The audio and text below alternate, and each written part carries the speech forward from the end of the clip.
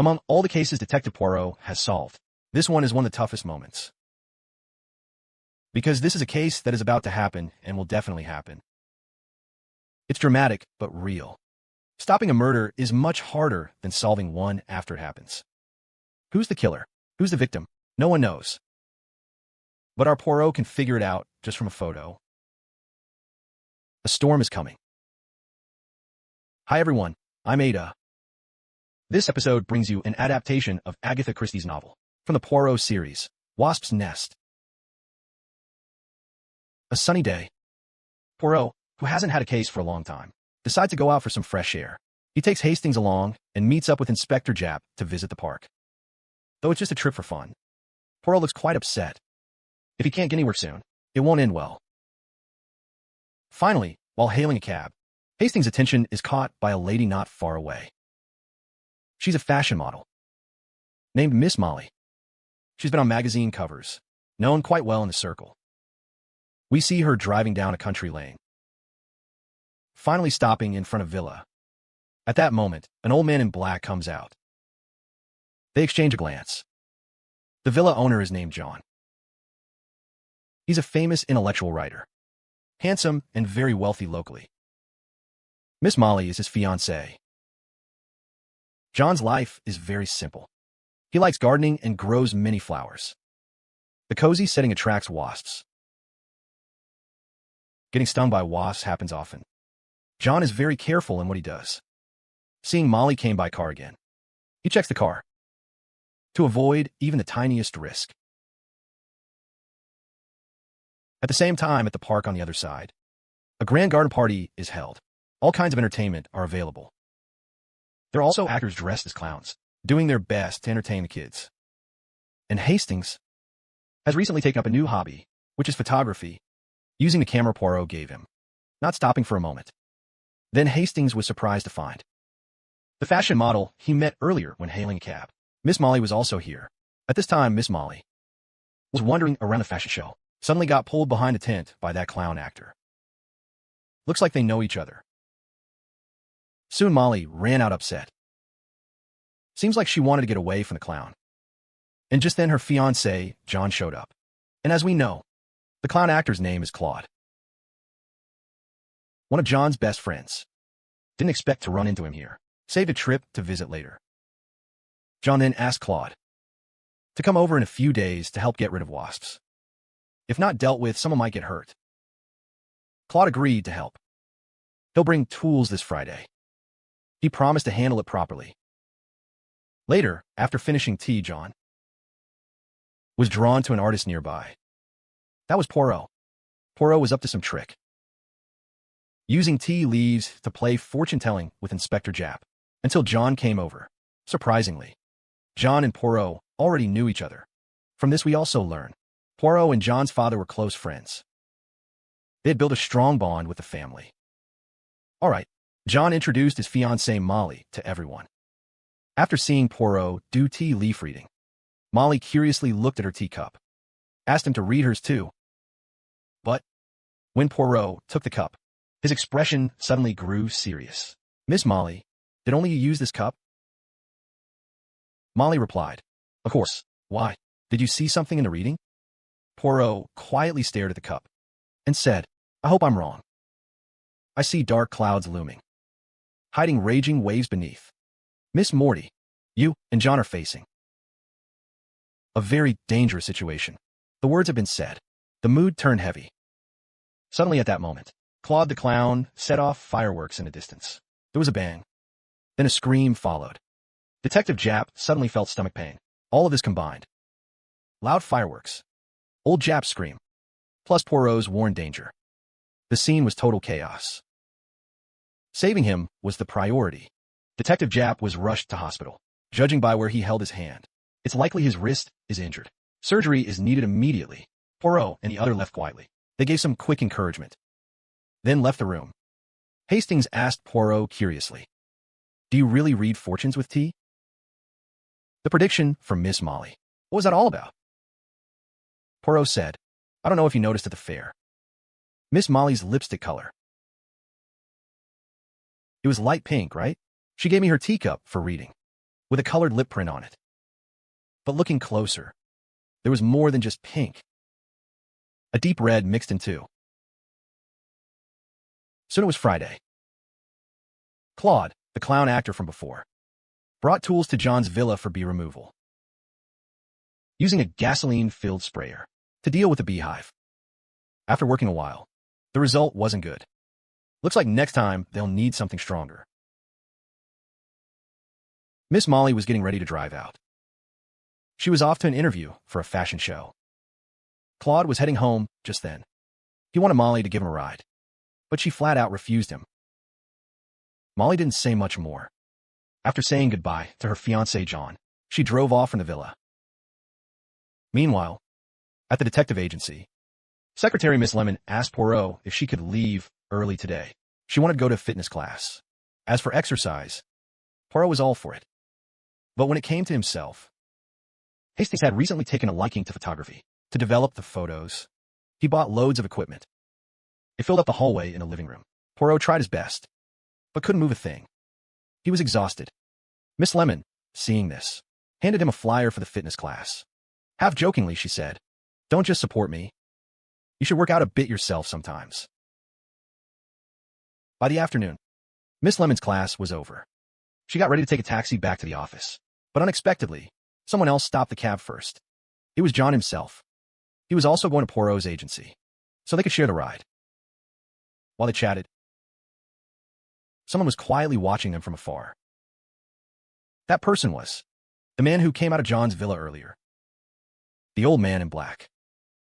Back at the agency, after Hastings' hard work, the photos taken at the garden party were finally developed. Poirot looked through them one by one, but he noticed something was off. The photos showed John, his fiancée Molly, and a person disguised as a clown. Poirot used a magnifying glass to study their faces closely. His unease grew stronger. He hoped he was just overthinking it. Just then, Miss Lemon returned. John came along behind him. Poirot didn't expect him to visit. Of course, he was happy. He invited him to the restaurant, ready to catch up properly. But then John got a call from his fiancée Molly. She said she'd had a car accident. The brakes suddenly failed. She hit a big tree. Luckily, she's okay. The car needs fixing now. Takes at least 2 days. She won't be back for these 2 days. John on the phone. His expression was intriguing. Forced smile. Told Molly to stay safe. After hanging up, his face turned serious. When Poirot asked, at first he smiled and said it's fine, but when he turned away, he looked lonely. 2 days later, Miss Molly returned. Poirot and Hastings went to see them. Interestingly, Poirot wandered in the garden, not knowing there was a beehive. He got stung unexpectedly. Screamed in pain. John said helplessly, "I asked Claude to get rid of the bees last week. He used gasoline, but it didn't work well. This Wednesday, he'll try something stronger. That should do the trick." Hearing this, Poirot asked who Claude was. "Oh, I thought you'd met him. At the garden party last time, the clown actor, that was him. He's my good friend. He's a sculptor. His studio is nearby. About a year ago, he was even engaged to Molly. But for some reason, they broke up. Then Molly got together with me. How should I put it? Claude is Molly's ex, and I'm her current. Luckily, we didn't fall out over this. Claude and I are still good friends." Having said that, John turned and went back inside to pour some tea. Poirot, now free, seemed to catch a scent in the air. Following the smell, he went to a water tank. When he lifted the lid, he found a layer of floating residue on the water. He leaned in to smell it, very pungent. Poirot then looked toward the nearby beehive. At this moment, it's hard to say what Poirot was thinking.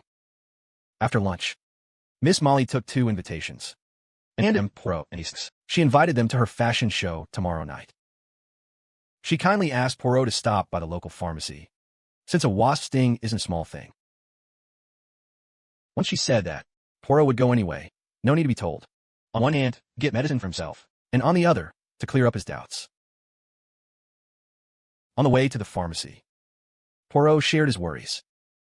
"Miss Molly had a car accident 2 days ago, right?" They said the brakes failed, but I don't buy it. I know her fiancé, John's character. He's careful and thorough. Before Molly left, he must have checked the car. Only if all was fine would he let her go. So how did the brakes fail later?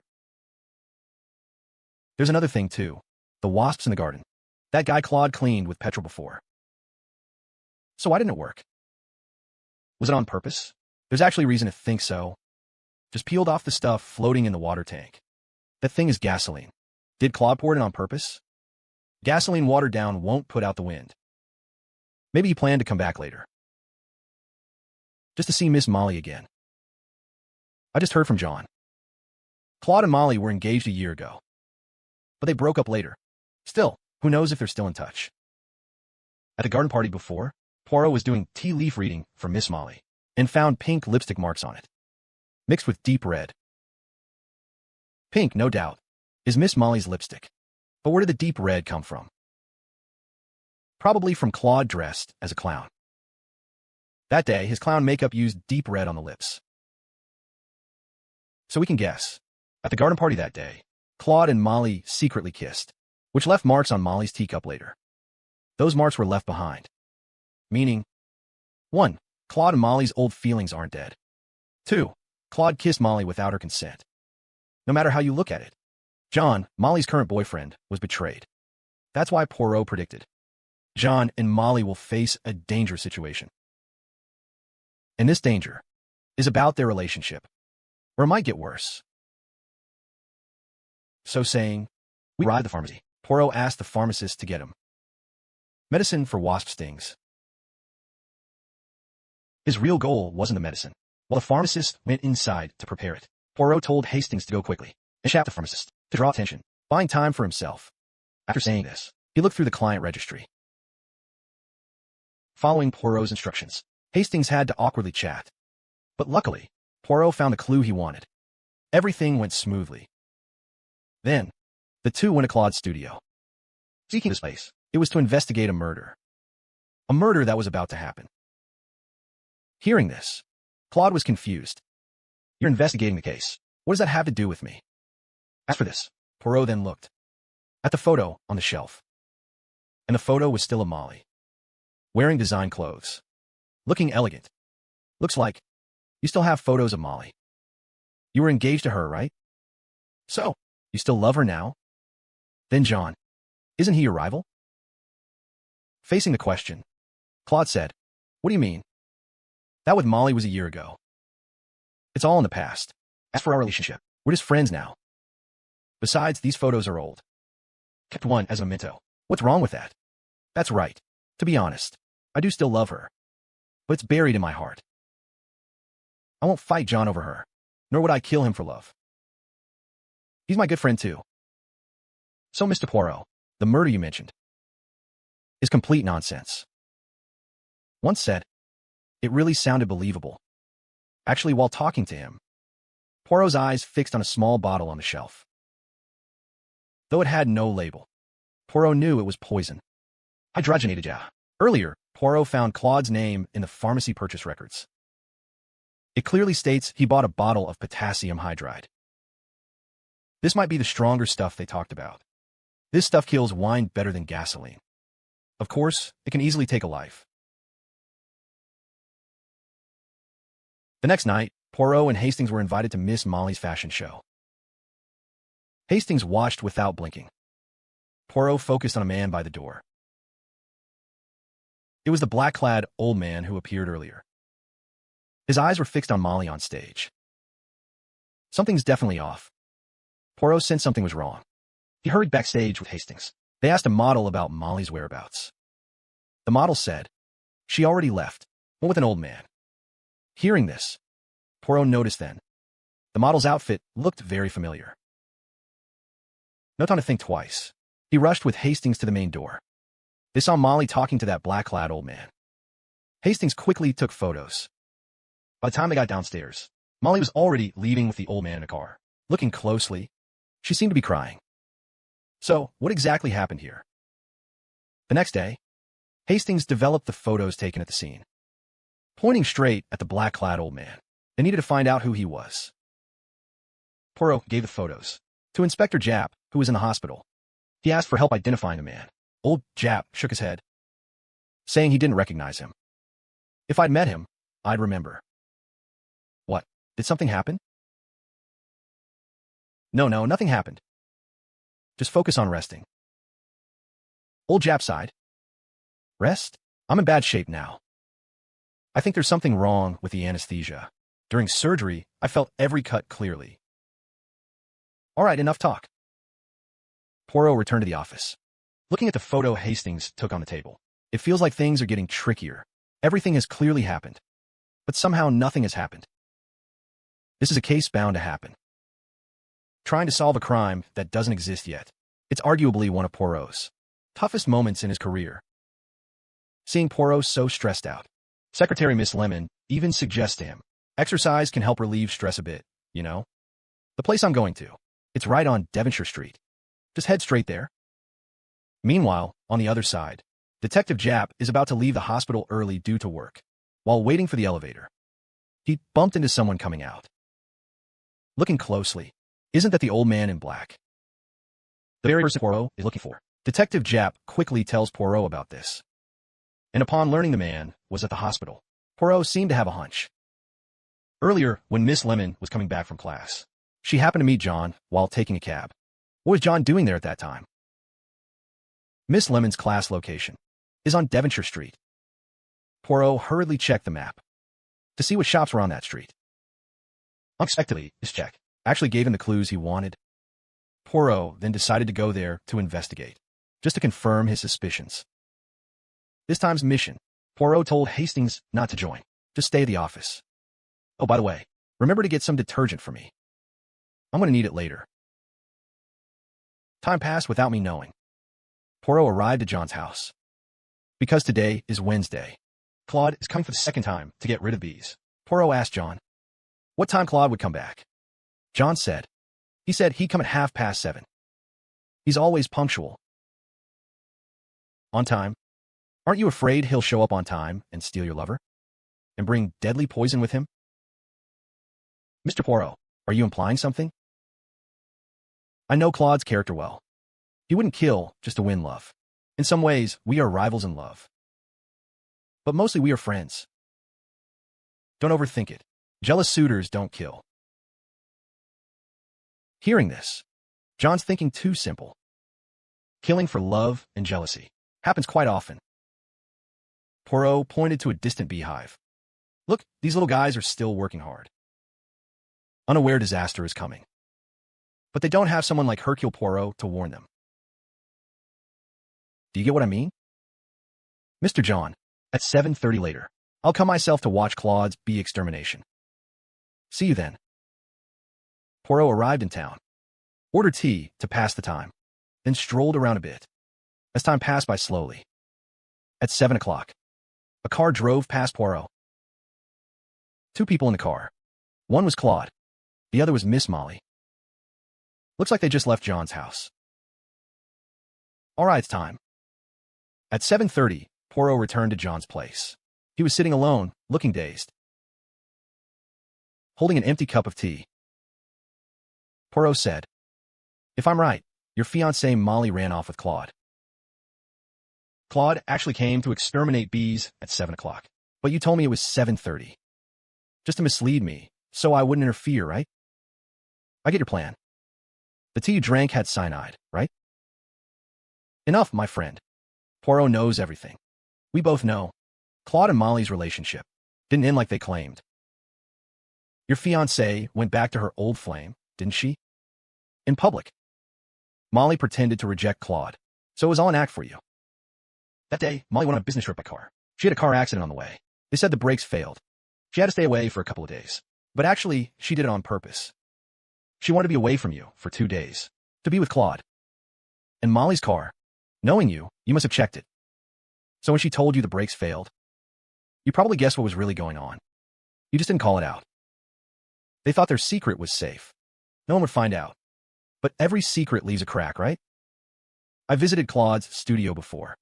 I found he kept a photo of Molly. He said it was an old photo, just a keepsake from the past. But the photo was taken recently. The clothes Molly wore in it I saw another model wearing the same at a fashion show. Fashion shows usually display the newest designs. Molly wore that in the photo, but Claude said it was old. That was a lie. The photo is new. That proves they're still in touch. Speaking of photos, my assistant, Captain Hastings, was at the garden party and caught you meeting Claude on camera. You looked full of hatred and deadly intent. So, Mr. John, anything to say? John didn't deny it. Half an hour ago, Claude brought cyanide to help me get rid of bees. I took some from the bottle when he wasn't looking and poured it into the tea he was about to drink. Oh God, what have I done? Poirot continued to say. I just said, I know everything. I also know you're sick. The man in black. He's your doctor. I found him. From him, I learned everything about your illness. His clinic is right on Devonshire Street. When you came out of there, you ran into my secretary, Miss Lehman. You both drove here together to see me, right? That doctor told me. You'd only lived 2 months at most. He was really worried about you. Worried you'd give up in the time you had left. So he contacted Miss Molly. Molly is your fiancée. She had a right to know all this. The doctor told her about your condition, so she could take good care of you. But now it seems the doctor's good intentions backfired. It actually sped up Molly's decision to leave you. Well, yes and no. When asked directly, John said, You're right, Mr. Poirot. About half an hour ago, when Claude was about to kill the bees, Molly suddenly ran out and threw herself into his arms, right in front of me. She said she knew everything and kept apologizing to me. Apologizing. She knew I was sick and that I didn't have long. She was sorry for choosing to leave me. I had nothing left to save face over. I exposed their affair in public. Made them get out of my careful life. That's how it was. I watched them leave my garden. I felt completely crushed, so I drank my own poison tea. No longer thinking of poisoning Claude. It made no sense. Hearing this, Poirot said, Do you still want to fool me now?